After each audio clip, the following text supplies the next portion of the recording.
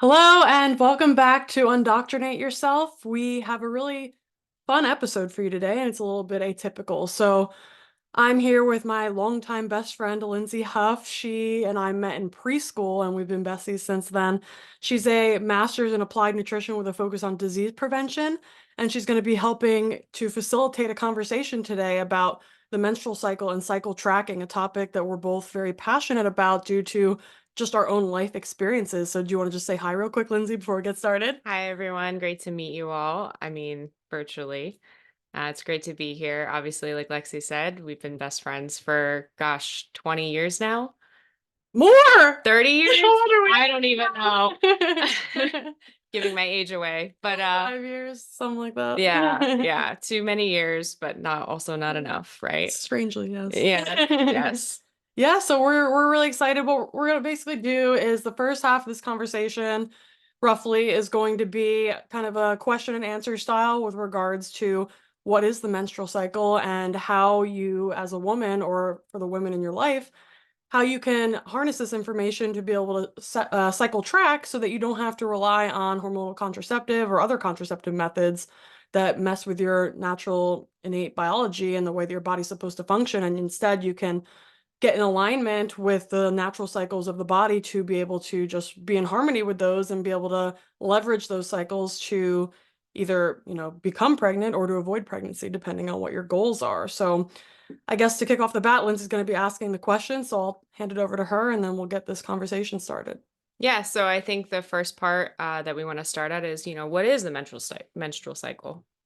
Yeah, absolutely. And so I think this is a conversation that should be had in maybe middle school or even like Mm. fifth or sixth grade when girls are first starting to go through this and get their periods. And it's a topic that most people don't understand. So let's just say, broadly speaking, there are three phases to the menstrual cycle: the Hmm. follicular phase, the ovulatory phase, and the luteal phase. The follicular phase is roughly days 1 through 13, with the first 4 to 7 days of this phase being marked by menstruation or bleeding. And then the ovulatory phase is roughly around day 14, and the luteal phase is roughly days 15 to 28. This is going to vary from person to person, and it can also vary within the individual from month to month. And that's why learning about this cycle is important so that we can track our cycle from month to month, and then we don't have to guess because we can directly assess instead. Yeah, absolutely. So, do you want to give us a deeper dive on what each phase is? So, like, let's start with the follicular phase. I'm gonna fumble over my words so many times. It's okay. I'm like tongue twister all the time. It's all good. So yeah, let's start with follicular phase. This is the first phase of the menstrual cycle. I have my notes here. I'm just going to be referencing. If you see me looking down, you're watching the video. I just want to make sure I don't miss anything. So the follicular phase begins with menses or menstruation, which is the shedding of the uterine lining. This happens when there's no fertilized egg that's implanting within the endometrium. So that lining is shed, and that results in the bleeding and the uterine lining that you see when you're going through menstruation. And after this phase, which is roughly the first 4 to 7 days, depending on the person and depending on, a woman's cycle, we then enter the proliferative phase rather. And this is when the lining of the uterus is beginning to proliferate to form a new layer of endometrial tissue in the uterus so that if, a fertilized egg comes along, that egg has a place to go and call home for the next 9 months of pregnancy. Mm. Um, Now, let's talk about the hormones within follicular phase because it's important that we understand some of the hormonal hallmarks of this part of the cycle so that we can know what to track and what our bodies are actually going through during this phase. So, with regards to estrogen and progesterone are relatively low during this, at least the beginning portion of this phase. This starts to change as we enter the second half of the follicular phase. Estrogen levels begin to build up as the ovarian follicle forms. So it's called the follicular phase because the ovarian follicle begins forming, and that causes the egg to mature, which will ultimately facilitate the ovulation process so that egg is ready to be potentially fertilized. So as that follicle grows, estrogen levels start to rise. The follicle contains one egg usually. I mean, in the case of twins, there's always outliers where this can be more than one egg, but typically it's one egg, and that egg is released during ovulation.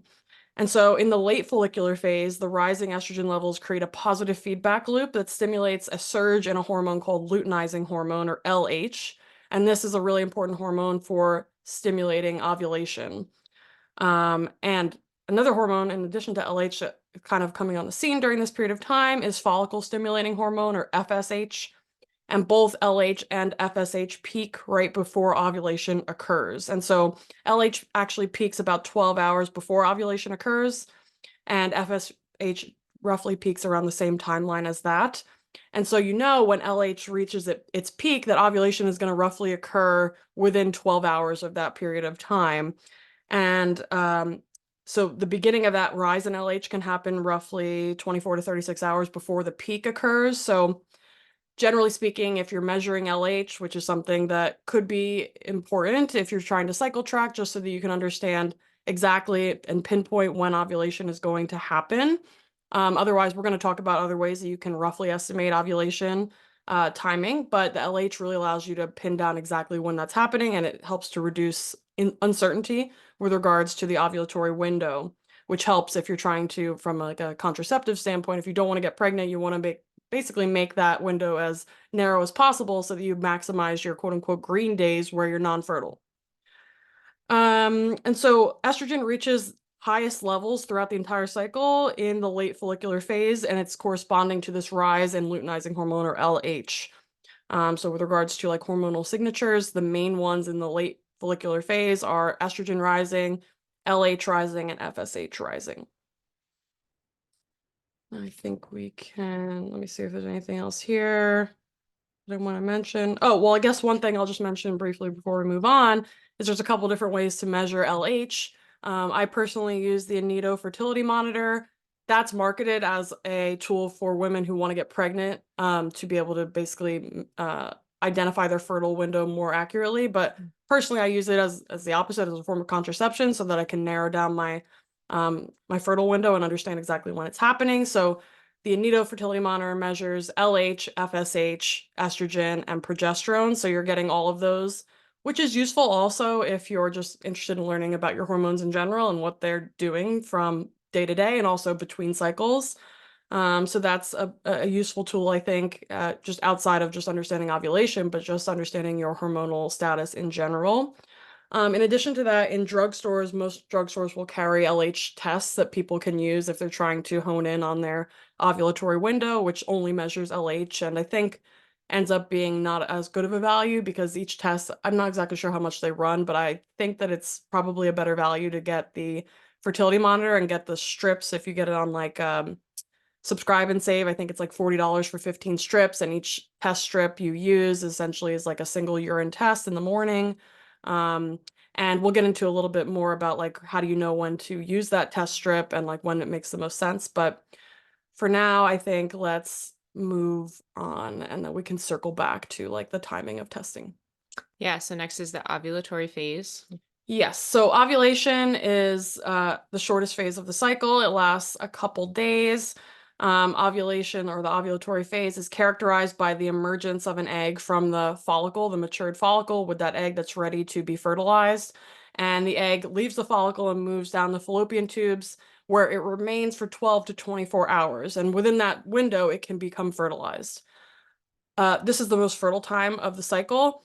Also worth mentioning that sperm can survive in the cervical mucus for up to 5 days. So just because the egg is there for, let's say, 12 to 24 hours, doesn't mean that you can only get pregnant for 12 to 24 hours. If you have intercourse within the 5 days prior to ovulation, as well as the 2 days encompassing ovulation, then basically that 7-day-ish window is the time where your fertility is kind of maximized and where you have the potential to get pregnant. So it's really just a 6 to 7 day window per cycle that a woman can actually get pregnant from unprotected sex. So much different than I think what a lot of people think, or a lot of girls, young girls think. I feel like at least I had the idea that any unprotected sex, I could get pregnant anytime. Yeah, definitely. It's definitely, phrased that way when you're in, sex education in middle school or whatever year you start it. And, they try to put this fear into you that like, if you do anything,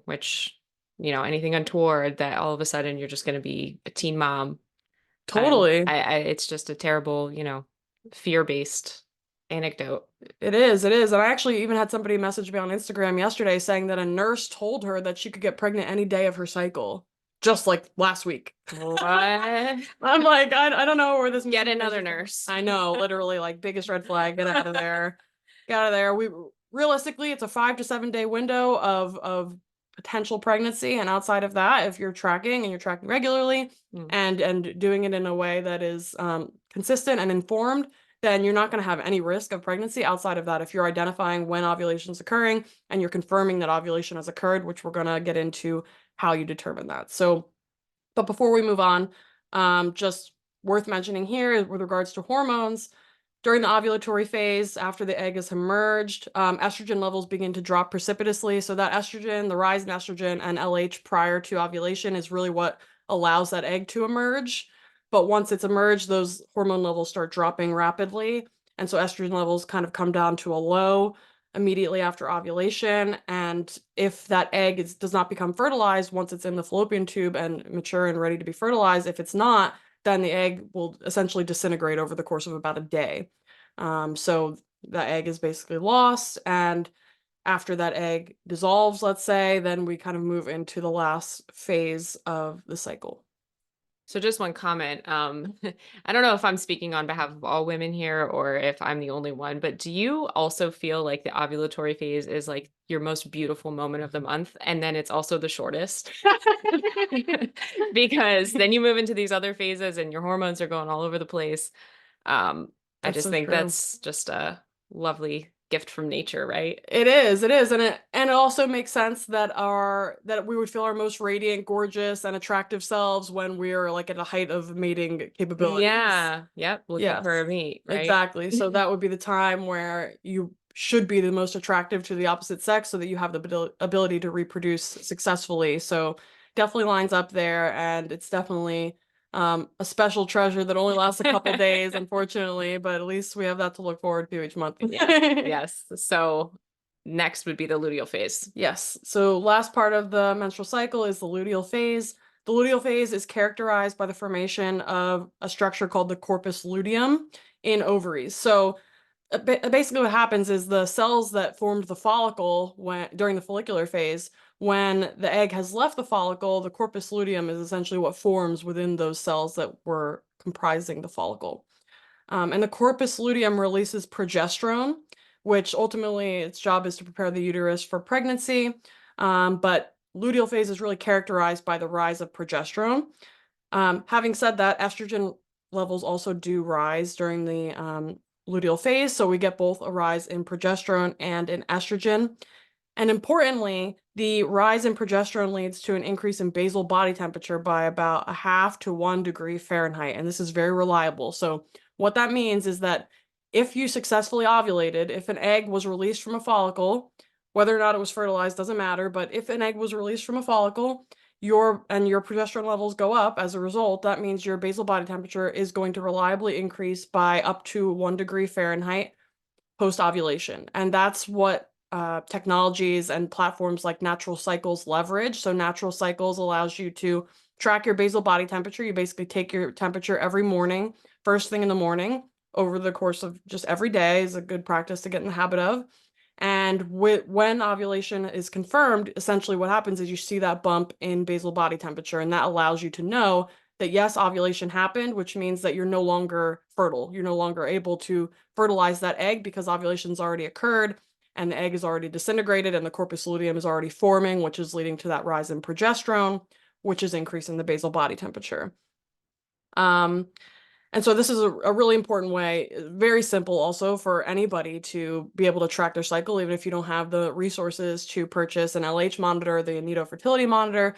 You can easily just measure your basal body temperature. You just want to make sure you get a thermometer that measures out to the 100th degree, so like 2 decimal points. If you use Natural Cycles, which we both use and recommend, they basically will send you the thermometer that they recommend. It comes with their branding, and you download their app, and I think it's $10 a month. And essentially every morning you just go into the app, you take your temperature with the thermometer under your tongue all the way in the back, and it will beep when the temperature is confirmed, and you just input that temperature into the app, They ask you a couple other questions if you want. It basically says if you feel ill or you slept poorly, you can check that box, and that kind of will indicate that that temperature data may not be perfectly accurate, because if you're undersleeping, that can lead to a lower basal body temperature than would have been otherwise. Or if you're sick, you could have a slightly higher temperature than you would typically as well. So that's just a way to kind of monitor for outliers.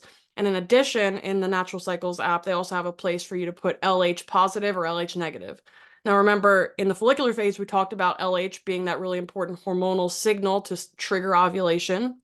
So one thing that you can do that's really helpful, the Natural Cycles app helps you to do this, is there are specific days in the app that it will say LH on the calendar. And LH is referring to this luteinizing hormone. And what it's basically saying is if you want to increase the accuracy of the algorithm of the app, you can measure LH on this day, and it will help them to tailor their algorithm and build it around your personal cycle to confirm the data so that you know that it's the most accurate possible to kind of really narrow that ovulatory window so that you can maximize your non-fertile green days so that you can have more unprotected sex without having to worry about getting pregnant. And so those LH days, if you have the resources and the desire to do that, you can use the Aneto fertility monitor, or you can use the drugstore LH test, and you can just basically input whether it's a positive, which would mean basically anything other than zero, like any positive value for LH. That would mean that it's positive, and if there's no reading for LH, it's non-detectable, then you would basically just put negative, and that tells the app, the Natural Cycles app, that that's the LH data for that given day. And together with the LH data and the basal body temperature, that creates a more accurate algorithm that can help you, again, to like reduce your red days, quote unquote, your potentially fertile days, and maximize your green days. Let me see here if there's anything else I wanted to mention here. Oh, well, just worth mentioning, in the case there is a fertilized egg, you're still going through luteal phase, but what happens is if the egg becomes fertilized, then the corpus luteum actually persists for 12 weeks into pregnancy. And that's actually responsible for producing the progesterone that the body needs to undergo pregnancy for the first trimester. And then after that, another structure takes over for the corpus luteum. The placenta starts to produce its own progesterone. So the corpus luteum at that point will dissolve, but and in the pregnant body the placenta will take over progesterone production. But in the non-fertilized egg scenario, we're essentially just going to get dissolution of the corpus luteum in the latter half of the luteal phase. And ultimately what that means is that because the corpus luteum is responsible for making both the progesterone and the estrogen that rise during luteal phase, as the corpus luteum dissolves, those hormones start to decline. And once estrogen and progesterone levels reach a threshold amount, that triggers menstruation or bleeding. It triggers your period to come on, and that restarts the cycle and puts you back at the beginning of the follicular phase, with day one of the follicular phase always being the first day of bleeding. I think that makes a lot of sense. Just like culturally, if you're trying to keep track of any cycle, you want something that's a reliable marker. And despite women's cycles being of varying length, some people could have much longer luteal phases for whatever reason. They may have, instead of 14 days, they could have, let's say, a 16 or 17-day luteal phase. It would be hard to use any other day other than the first day of bleeding as the day one. So the day one is initiating the cycle. It's the first day of bleeding. And then the length of follicular and luteal phases can differ from person to person, but on average, they're about 14 days each, with like a total of a 28 to 31 day cycle in most women. And I think the luteal phase, so most women, whether you're educated or not in this area, I think you're all well aware of it, and you may not even realize it, because this is where we get all of our symptoms of things, right? So we're getting PMS, we're getting food cravings, you might be getting acne, you might be holding water weight. Mm-hmm. So is there anything else you want to add, to explain why you're feeling those symptoms? Yeah, sure. So there's a ton of research on this topic, and I would even say, despite the body of research, there's not a huge understanding of what causes PMS specifically. Mm. I have some theories about the ratio of progesterone to estrogen having some relationship to the way we feel, and we also know that in the modern day environment, that there's quite a bit of estrogen dominance that has become problematic in some women, especially in luteal phase.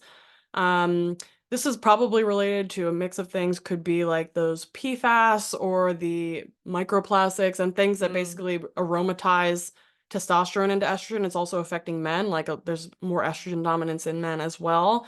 And I think we're supposed to have ideally a specific ratio of progesterone to estrogen. I think what that ratio exactly looks like could vary from person to person. I don't know if we have an idea of what a healthy baseline would be for that.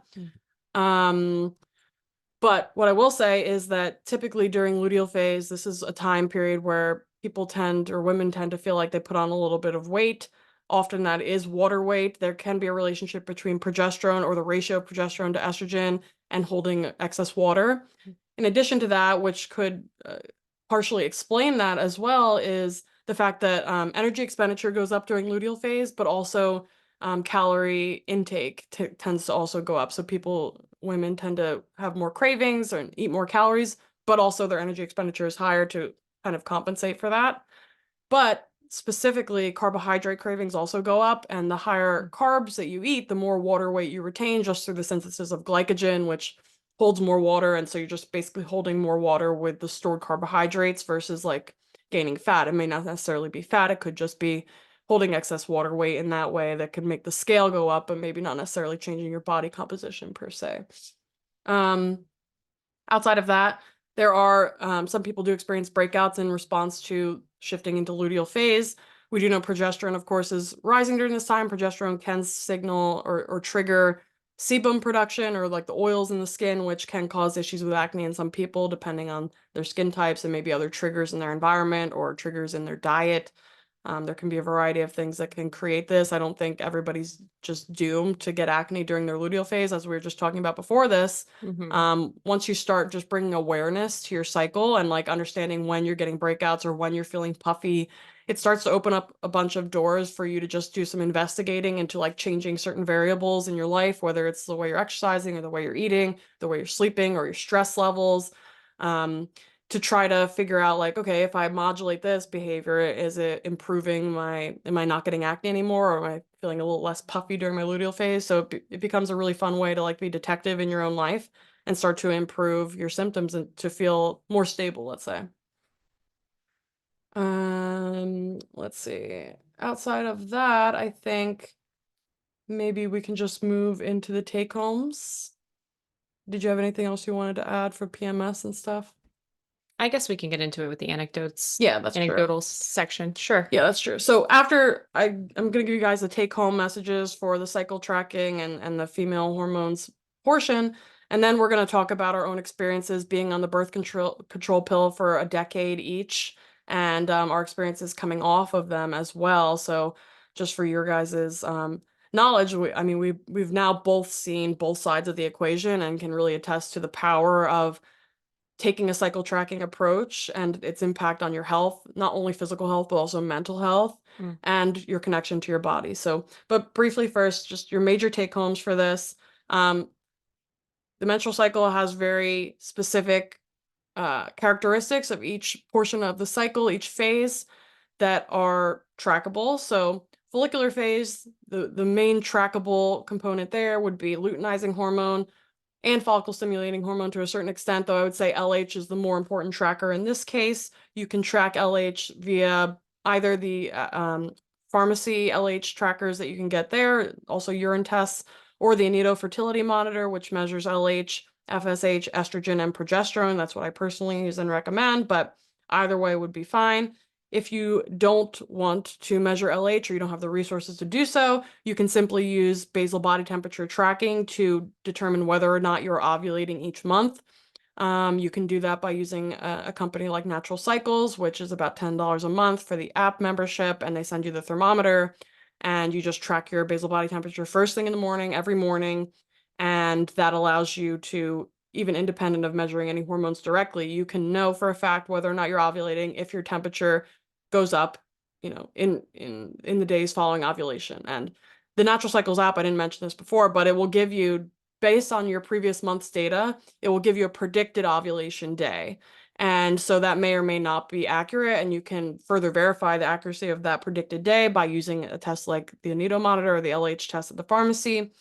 And once that temperature, basal body temperature, goes up by that 0.5 to 1 degree, after the predicted ovulation day, that's when the app will turn all your days green, which means that you're no longer you have to worry about getting pregnant. You're now like you can have unprotected sex. You're not going to get pregnant. So that would be the major take home there. And then just to reiterate, the total fertile window is between 5 and 7 days, and this is because that sperm can survive in the cervical mucus for up to 5 days. So you need to account for that in combination with the roughly 2 days that it takes for ovulation to occur and the egg to dissolve.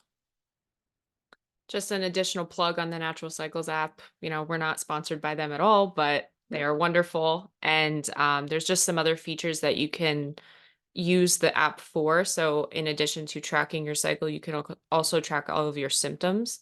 You can track if you're having excessive breakouts. You can track if you're feeling more fatigue, if you're experiencing illness. I don't know if I'm forgetting some other examples that they have on there, but it's wonderful if you are someone that has, a fluctuating type of period where maybe one month you're really stable and the next month you're all over the place, very chaotic and moody, or just not yourself.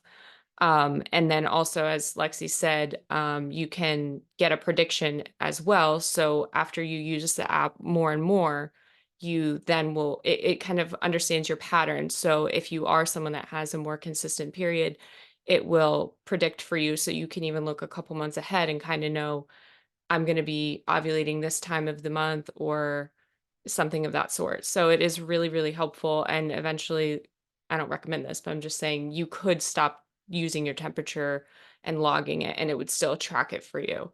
It would still know because you've been doing it for so long. So if you missed a couple days or whatever, it would still know where you're at. It would still be able to follow you along.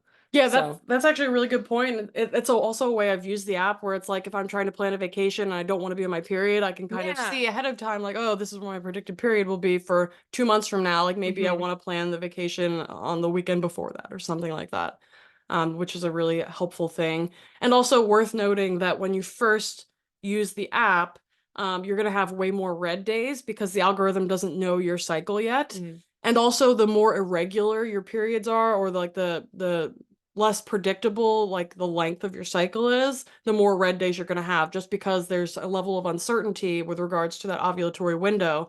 But if you use the LH testing, even if you have an irregular period, then that will further shorten the red window, just because you're gaining a level of like accuracy and precision with that marker in addition to the basal body temperature markers. But it is really important to note that even if you have irregular periods, even if your hormones are all over the place, cycle tracking will work as a method of contraception or also as a method of conception, depending on what your goals are. Mhm. You can use these technologies and these approaches for either goal, and it's going to be very, very helpful, especially if you are trying to get pregnant and you've had trouble conceiving.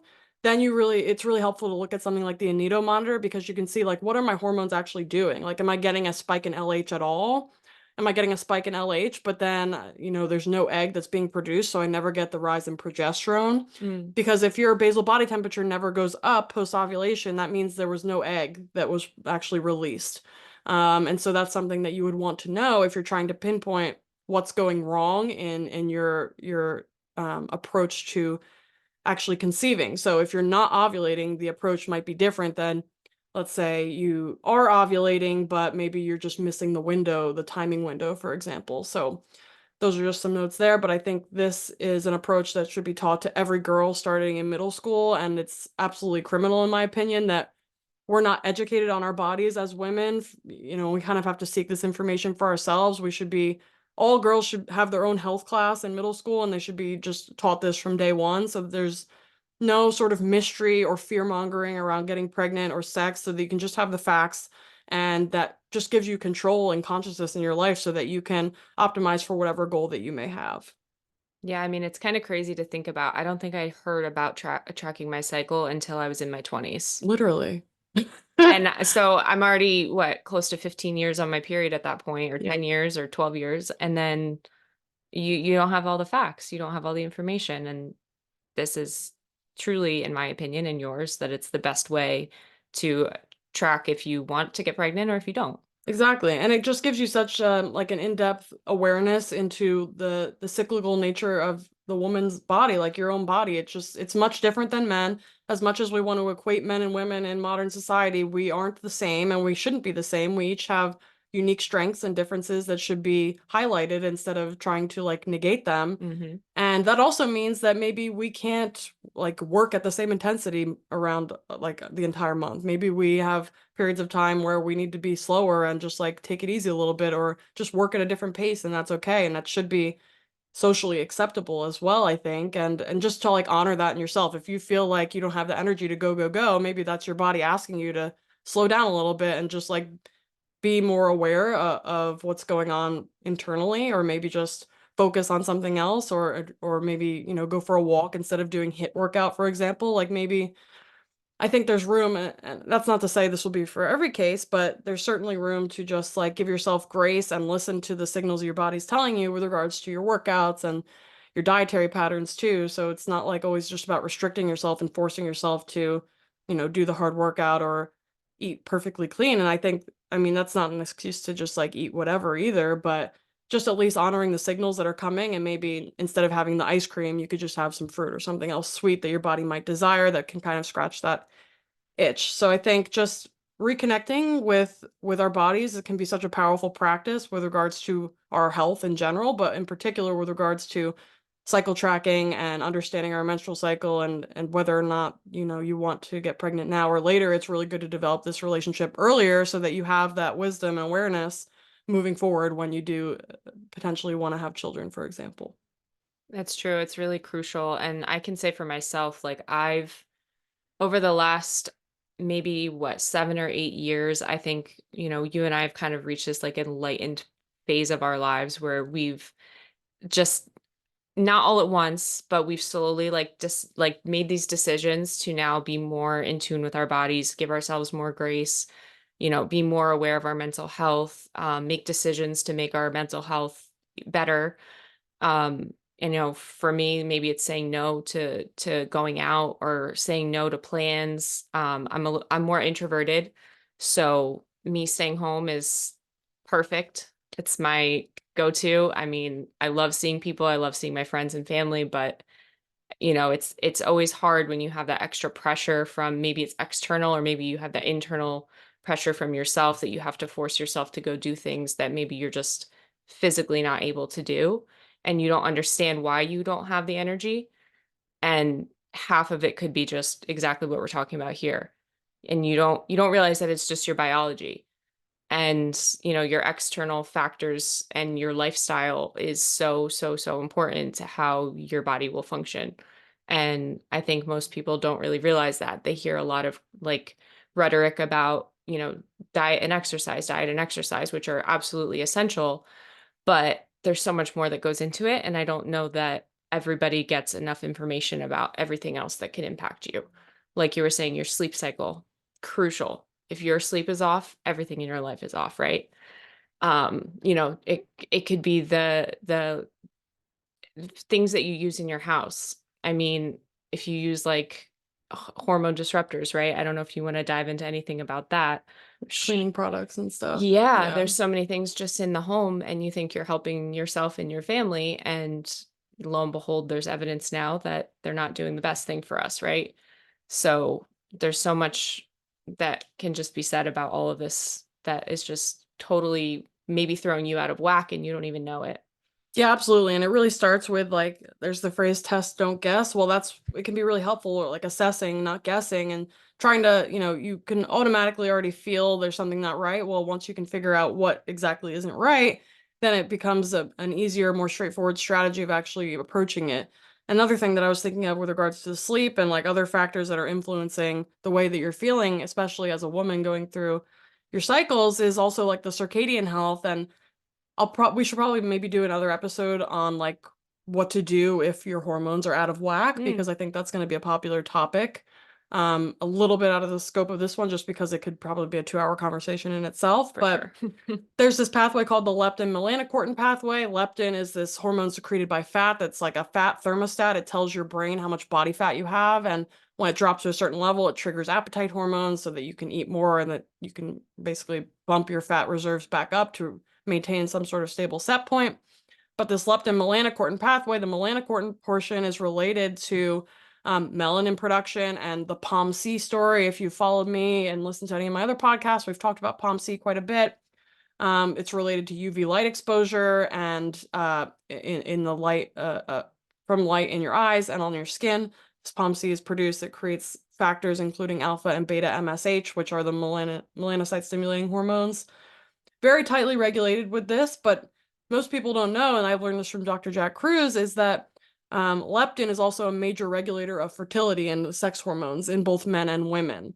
And so your leptin pathway is related not only to your body fat, but also to your light environment, your UV light exposure, aka your sun exposure. So if you have issues with your hormones, I'll just say briefly here that the first thing I would do is to dial in your circadian health. And if you want more information on that, I have a free lesson on light biology interactions. If you go on my Instagram and my link in bio, there's a link there that you can enroll in the free lesson. And that comes with a free protocol on circadian health optimization. So if you don't know where to start and you know you have issues, not only in hormonal health, but if you just, you feel like you're not recovering well, you feel like you're kind of not being able to exercise to your capacity. Maybe you have a dysregulated appetite. Maybe you feel hungry all the time. Maybe you feel very moody or very anxious or depressed. This is the area that I would start by just really dialing in the light environment because it's relatively inexpensive. It's very straightforward and you can feel results almost immediately. So that's what I just wanted to share really quickly. If you do have issues with your hormones, check out that lesson. Dive in at the very least, even if it doesn't help your hormones directly, it's going to indirectly support your physiology so that you may have the chance to regulate your issues without having to seek out other interventions. But sometimes it could be, let's say, a toxic carpet or mattress that you bought and it's Mm. off-gassing like these forever chemicals that are estrogenic and it's pushing your estrogen levels up too high, or it could be your cleaning products, or it could be, gosh, just a whole number of environmental hazards that we have today that we just never experienced in the evolutionary environment. So it can get kind of crazy trying to like think about every variable and every exposure that we have, but we can only just do what we can to try to make good decisions in the moment, invest our money into high quality products that are made by companies that have shared values, and ultimately, that's the best we can do other than just like, just trying to build awareness where you can, not to get super anxious about it or obsessed, but just doing what we can where we can. Absolutely. Yes. So maybe now it would make sense for us to pivot into our stories, our respective stories on the birth control pill, how we ended up on it, what was the context within which that happened, and also getting off of it. You want Want me to to start? start? Yes. Okay, sure. So I started on the birth control pill when I was 18 and I was just having very, very heavy periods. And they told me, take this and it'll fix all your problems. And being none the wiser, I said, okay, this is what a medical professional is telling me to do. So you think that they're giving you good information. And, my memory's not the best, but I don't really recall any type of discussion or conversation with the doctor at the time where they were like giving me the informed information that I needed to make the decision. It was more like, you don't have any other option and this is going to fix you and just take it. And I had just started college, so I was kind of out of the house. And it just was kind of like, at the time, I just kind of wanted to listen to, I guess, the information given to me by someone that had authority, so to speak, or had more knowledge than me. And I didn't really have the personality to push back or say, no, this is bad. And up until that point, I hadn't heard any real negative information about birth control. It was more just kind of like, you might get a blood clot, keep an eye out. And that was really all I had known. So, being generally healthy and not having any issues with any previous medications, I wasn't too worried about it and I didn't have a fear of it. So, I was on it. And I mean, to say that I was in this like cloudy spiral, like of dismay, is probably the best way I could describe it. Just all of my years in college seemed to have been like a blur. Everything seemed to kind of have a fog around it. I remember it being kind of depressing and just anxious all the time. But given that I was in a new environment to begin with, I don't know if it's more like, hindsight is 2020, right? So at the time I was like, oh, this is just because I'm under stress in school and this is how it's going to be for until I graduate and then I'll be fine. So I never even made a single connection that it could have been related to this pill that I was on. And so I went through school, and even though there were ups and downs, whatever that most college kids would go through, I didn't think much of it. And then I graduated and started my professional career, and still, it seemed like a little lighter because the stress was a little bit alleviated. It was different stress, but it wasn't gone, but it wasn't the same.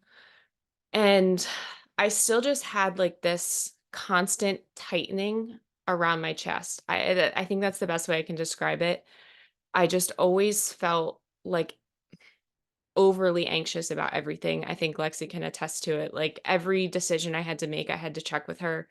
Every interaction I had with a person, I would relay it to her and ask her if I did the right thing, or what does this mean? Why did this person say this? I would just overthink every single thing that happened to me. And it's so weird to think about it now because at the time, like I never attributed it to a pill. I just thought that's how I was. I thought that this was like what I was going to be my whole life. I just thought that I was always going to overthink. I was always going to be completely anxious. I was going to have these up and down moods where I was going to be super happy one day and then just like feel very doom and gloom the next. And it wouldn't necessarily correlate to a period or tracking or my cycle in any way. It was more just, kind of like life events, like as things would happen. I think naturally, obviously, you're going to have an emotional reaction to things, boys or jobs or, things with family. But the reaction that I felt was always, I think, more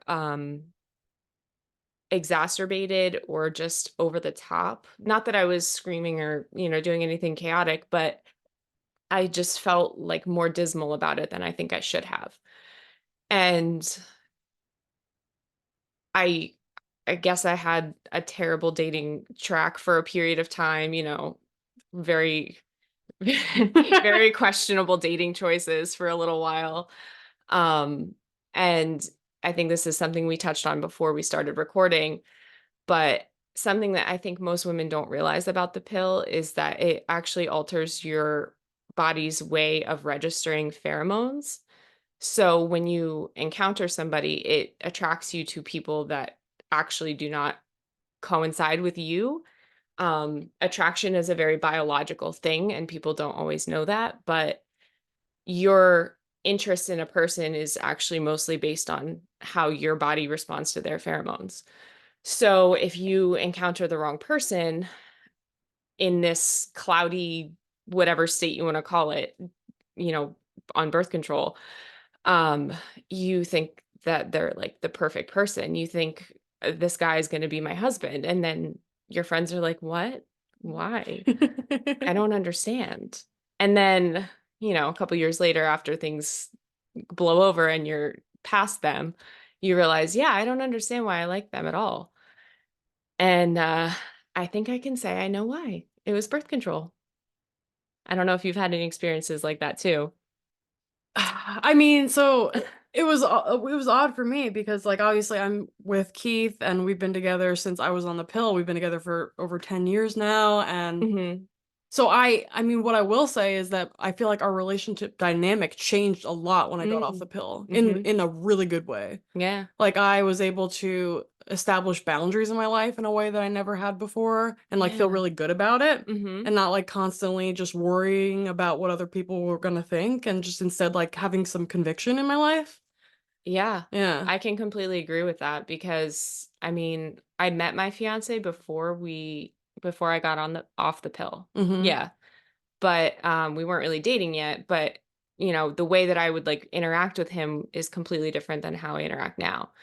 And completely agreed about the conviction. Like you just have like this additional like sense of self. You just have this like empowerment. You feel in control. even if you were someone that's had anxiety or depression or any of those types of nervous system dysregulation, you know, I can't even put it into words how it really feels when you go from one to the other. All I can say is that the difference is significant, and you just feel more confident. I think you just have this presence about you. I don't know if others really pick up on it or not. Maybe close friends and family would, but I mean, I think between you and I, we can say that like the change between the two of us on and off the pill is drastic, right? Absolutely dramatic. Yeah. Yeah. So I ended up staying on the pill until 2019, I think we discussed, right? That was around the Yep, I time. think it was January. Yeah, and what led me to decide that I was done with it, I I was so initially, in addition to having like heavy bleeding and everything, I also was having, breakouts.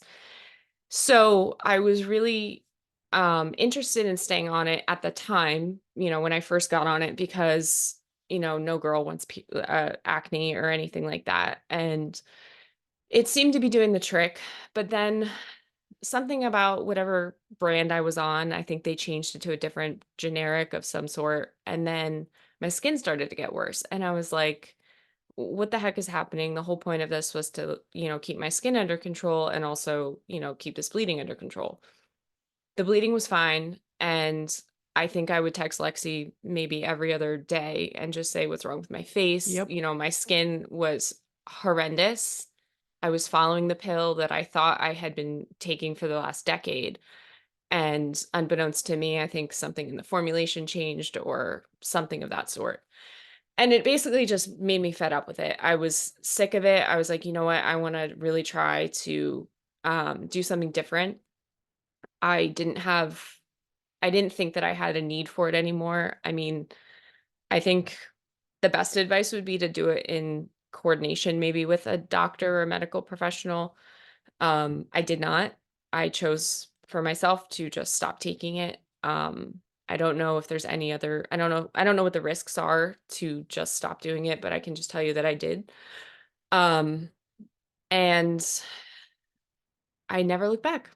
I just never looked back. My skin still was going kind of up and down for a little while after. I think it takes a couple months for your body to regulate and to kind of get back into its. Because think about it, if you're not producing all of those hormones endogenously for 10 years and you're only getting this exogenous dose of everything, it's going to take a little while for it to kick back in and get back into its rhythm. So I felt pretty confident that my body would do that. And, I was already into nutrition at the time. I was always working out. So I felt pretty good about it. And I just kind of stuck with it and was patient.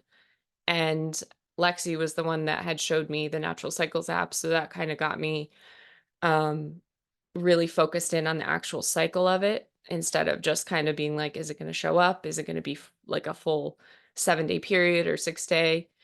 Is it gonna just be spotting, And so that was really, really helpful, especially in those first few months, because you definitely will have like a little bit of a leeway period or transition period between normal producing periods and then maybe a little bit of spotting, maybe you won't get it at all. And then it should assuming that you're following proper nutrition and everything, you should have a generally consistent cycle after that. Yeah, I was gonna ask, did you get a period like the next cycle after you got off the pill, or was there a delay at all for you? I think there was a delay in when it arrived, so it wasn't my typical 28-day or 29 days that it would normally show up, but I think it came around 6 weeks Okay, after. Um, but I did still get one, yes. It just kinda shifted. that's great. Do you remember how long it felt until you felt like less anxious and like relieved? It was almost immediate, or was there some delay there too? I would say maybe within, like, a month. Um, Again, probably something to do with just your body trying to catch up and understand that it has to actually produce these hormones again, and just just the non, heavy feeling, I think that it takes a little while for your brain to catch up to that as well. Um, but yeah, I think it was about a month. Yeah, I mean, it makes sense. Honestly, it's incredible that in within a month or two you can like feel great after being in this state for 10 years. Like that's Yeah. remarkable how flexible the body is and how like malleable it is. Because I mean, think about it just from like the brain perspective, if you're constantly running these anxiety pathways, like they're Mhm. getting really like hardwired in. And so getting a new input going and making that the new like norm or the like the new foundation is it's pretty remarkable that can happen pretty quickly. And I mean, maybe do you wanna share anything else or I'll pivot into my story? Please go ahead. Okay, yeah. So I started the pill when I was 17 and it was for hormonal acne. I was getting terrible cystic acne from middle school through high school and it was terrible. Like I would get these huge cystic pimples on my cheeks and I swear like when I popped them it would be like an eighth of a teaspoon of pus would come out. It was horrific. Also oddly satisfying, but horrific.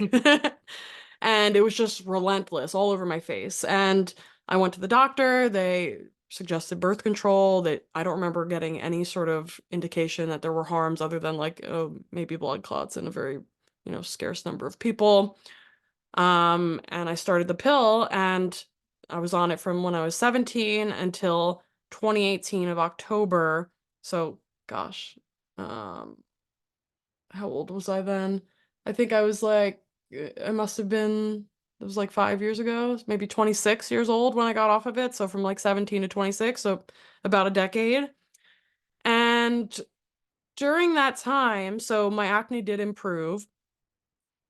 Worth mentioning though, and I think we kind of alluded to this earlier, but when you're on the pill, you don't have a cycle anymore. There is no cycle. Your inner cycles are all shut off because your menstrual cycle requires fluctuations in progesterone, estrogen, LH, and FSH for those cycles to actually occur. So what the birth control pill is doing is it's going in with synthetic estrogen and synthetic progesterone, and it's shutting down your body's natural production of those hormones and it's keeping everything else suppressed too, like the LH and the FSH. So you're not getting any peaks in LH, which are triggering ovulation. So you're not ovulating, you're not having cyclical variation in your hormones. It's just like this flat state. And then you get like a withdrawal bleed on the placebo week, but that's not an actual period. It's not a real period. And something I noticed a lot, and maybe just to kind of compare and contrast between being on the pill and off the pill, is when I was on the pill, every time I would have like the withdrawal bleed, the blood would be like brownish, like black, like it would be dark and it would be like Mm. muddy looking.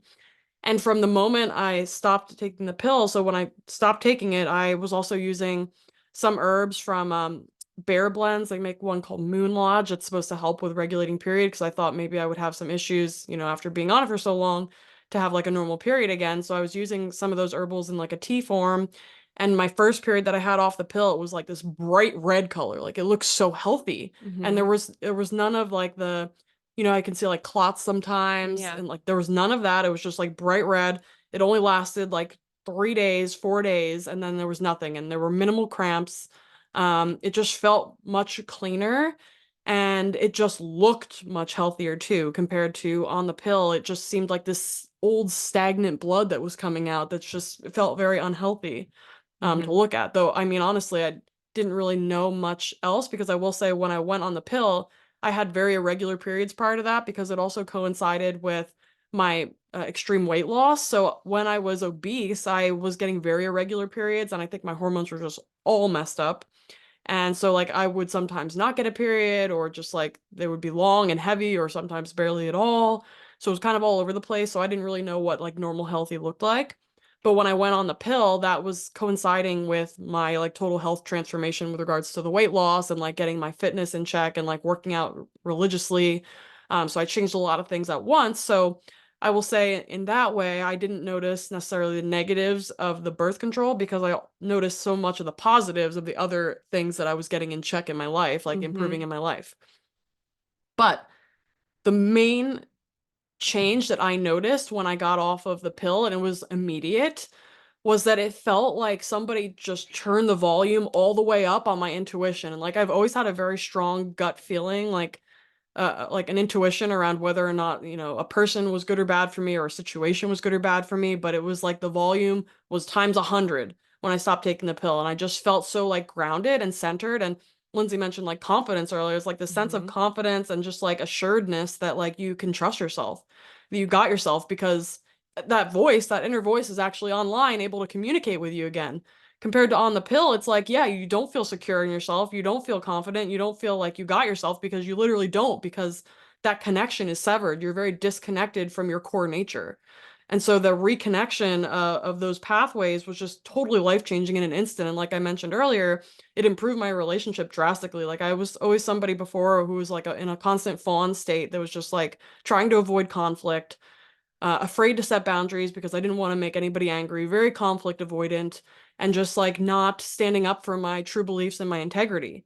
And that completely changed almost overnight. Like I literally, it became unthinkable to not actually like speak my truth and like have strong boundaries when like the alternative would be to literally feel like I'm lying to myself, like that feeling of like dissonance you get inside when you're lying. And Mhm. so that feeling, that internal feeling became so strong that it was like impossible to not follow that guidance.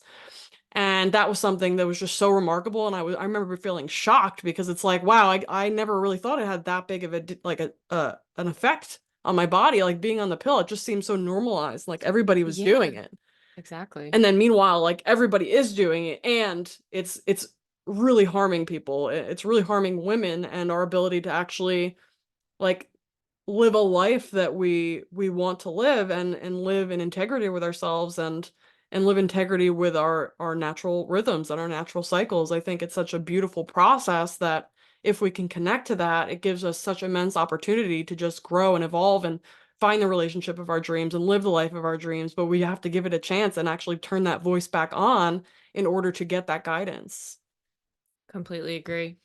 It's life-changing. That's the best way I can describe it. It really is. And the best part is, with this information on cycle tracking and the technologies available today, you literally don't need the pill. It just, if you don't want to get pregnant, you don't have to get pregnant. Mhm. And I'm also certain, even though we don't get taught about this, but I would be willing to bet that all of the ancient cultures, women in those cultures probably knew exactly how to track their cycles based on how they were feeling. They probably looked at the moon or the sun or the Yeah. stars or something, and yeah, Exactly. 100%. Exactly. So the whole idea that is like kind of indoctrinated into young girls that like you're just going to get pregnant and it's totally out of your control, and just like fear mongering about it is, I think, completely baseless. And if we connect to that inner wisdom and also just the information and tools available, we have total sovereignty and control over whether or not we get pregnant, and when we should use protection versus not, and just like what part of our cycle that we're in, and using that information to kind of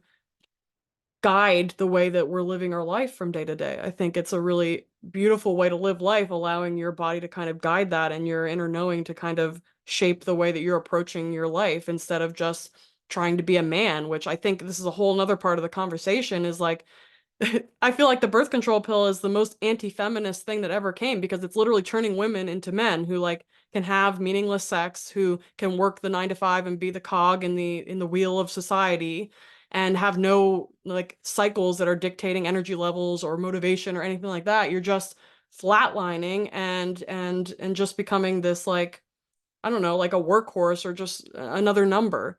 It's we're not supposed to be like men. We're very unique, and I mentioned this earlier too. We're unique, we're different, we have important differences, and I think another thing that like the feminist movement right now is getting wrong potentially is that like women shouldn't be protected because we're fragile. We should be protected because we're valuable.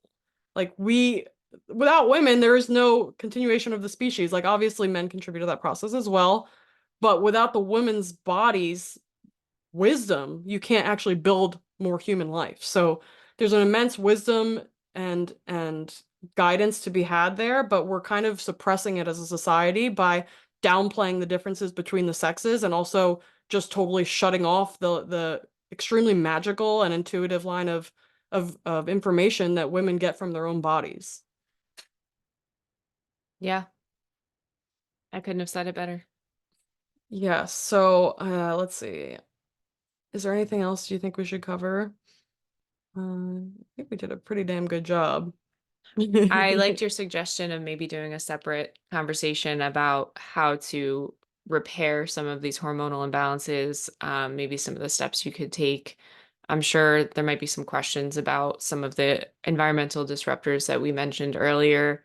Um, yeah, I think it would be good. I mean, if everybody wants to hear more, if you liked our conversation, I assume, You made it this far. yeah, I assume if you're still listening, then you want to hear more. So maybe we'll schedule something else. Yes, let's do that. We'll plan on a part 2 and 3 and more. I would love to do more of this with you. I think it's just the most fun doing it together, and Hmm.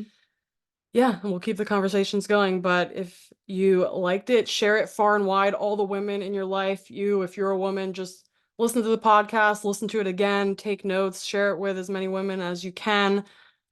Just really need to kind of get back to our roots and get back to our inner knowing, and just allow us to like turn this sinking ship away from the freaking iceberg it's going towards. I think just we've got so much wrong societally. We need to turn it around, and it all comes back to personal responsibility and individuals making decisions about their own life. We have to stop deferring to authority figures and telling us what to do, and get back in touch with the inner authority figure that we all have. As Dr. Jack said, the inner guru, we all have one. We just have to reconnect with it, and it will guide us to what is good for us. So on that note, I just want to leave you with that, and I hope you enjoy the podcast. And thank you so much, Lindsay, for joining us. This was so fun. Thanks for having me.